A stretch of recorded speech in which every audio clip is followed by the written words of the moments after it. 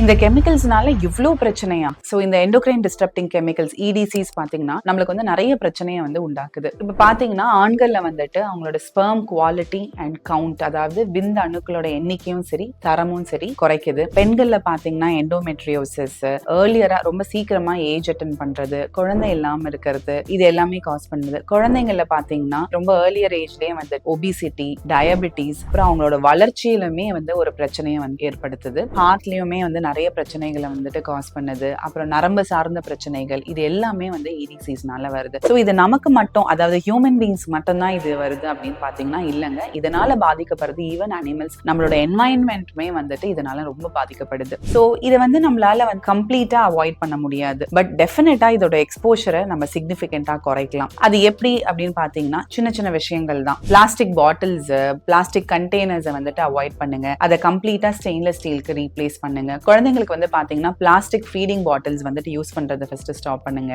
So வந்து EDCs பத்தி தெரியாத உங்களோட ஃப்ரெண்ட்ஸா இருக்கட்டும் இல்ல ஃபேமிலி மெம்பர்ஸா இருக்கட்டும், அவங்களுக்கு வந்துட்டு இந்த வீடியோவை ஷேர் பண்ணுங்க.